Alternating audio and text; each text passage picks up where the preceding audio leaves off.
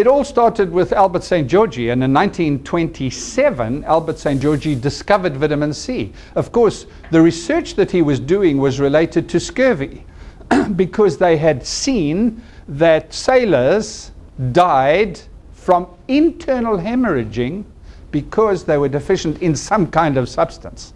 And Albert St. Georgi managed to progressively isolate and finally discovered vitamin C. In 1937, he received the Nobel Prize for his work. But interestingly enough, Albert St. Georgi was terribly confused, and this is what his confusion was. When he started isolating the product, he gave them to sufferers of scurvy, and he had excellent results, until he ended up with the white crystalline powder that was ascorbic acid. And then he had very poor results. And to him that was just so strange. Why on earth come to the final element and have a poor result? And it took him many, many years, in fact till 1955, to discover what the elements were that made the vitamin C absorbable by the body. And he called those substances, because it's not one, he called them the vitamin P complex. Today we don't use that term, we use the word bioflavonoids. And bioflavonoids consist of a whole range: citrin, hesperidin, rutin. Many of them are bioflavonoids. And this is what Albert St. Georgi discovered. The vitamin C critically needs other elements associated with it in nature that make it more available to the body. Okay, Kev? So that was the stage that he went through to finally get his ascorbic acid. Okay, Kev, let's go.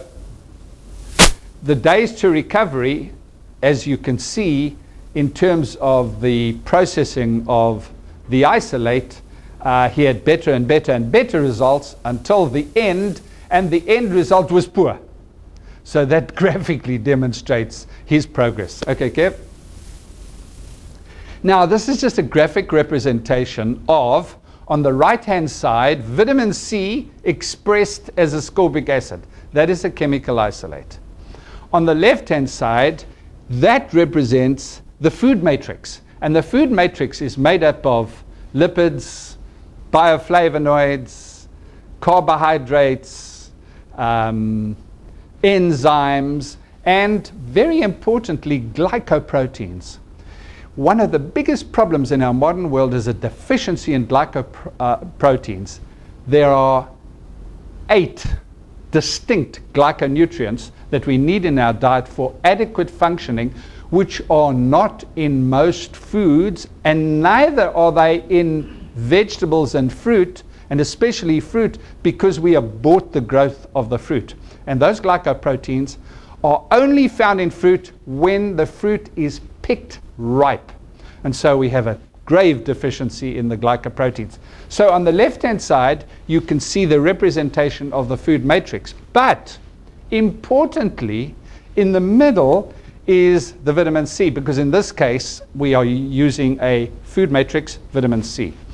Now, surrounding the vitamin C is a sequence of amino acids making up a peptide carrier. And the interesting thing is that for each of the vitamins and each of the minerals, there is a different sequence required to make up the specific peptide for that nutrient so that it can be effectively carried to different parts of the body. The obvious question would be, okay, now what are the implications of that? And I'm going to talk in a few moments about calcium and the importance of getting calcium to the right destination and not the wrong destination. Okay, Kev?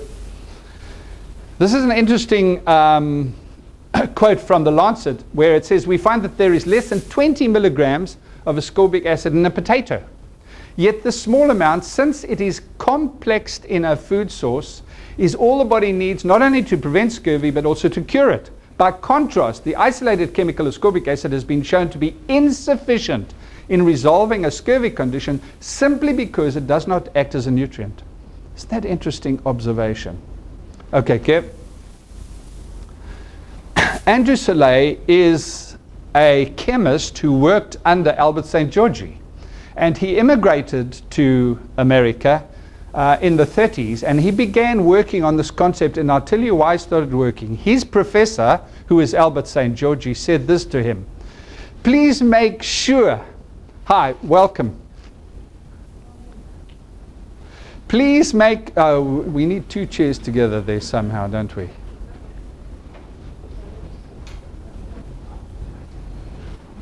Albert St. Georgi said this: please make sure that you don't give to human beings ascorbic acid, because it wasn't meant to be given to them in that form. And when Andrew Soleil came to the United States, he discovered, in fact, that is precisely what was happening everywhere. And he thought, I have to work out a way of complexing the isolated nutrients into a food matrix so that it can be more bioavailable to the body. Okay, this is just his manufacturing plant, where he takes on the one side a culture medium, which he uses as his base, and a nutrition media on the other side, and then they come together in a special reactor. It's a very, very sophisticated process. Okay, Gav? Now, here's some examples of work that has been done at the University of Scranton. And for example, this is a bioavailability examination of the bioavailability of the United States Pharmacopoeia vitamin C versus the FoodMatrix vitamin C. And you can see that there is a 12 times differential. Okay, so what are the implications of that? Very simply, if you give 100 milligrams of your FoodMatrix vitamin C, that's equivalent to 1.2 grams of your ascorbic acid. However, I still would not trade it, because there are so many other factors associated with the FoodMatrix that make it more appealing, and I'm going to go into some of those factors. Okay, Kev? This is another study at the New Jersey College of Medicine and Dentistry, and it's extremely interesting because it shows that after 2 hours, and you see the FoodMatrix graph on the top, and you will see the USP graph at the bottom. After 2 hours, both of them peaked, okay, in plasma. But what you had was, after 24 hours, a total depletion in ascorbate in terms of the USP, but a level of ascorbate retention in the FoodMatrix, which was very high, in fact, higher than the highest point of the USP. Now, is that important? It's critically important to retain ascorbate levels in the body, and one of the biggest reasons for that is that we are confronted today with inflammatory process as one of the major etiologies of pathology and disease. Now, your C-reactive protein is modified by vitamin C. And so if you can keep a high level of ascorbate in the body, you are going to oppose inflammatory process in its many manifestations. Okay, Kev?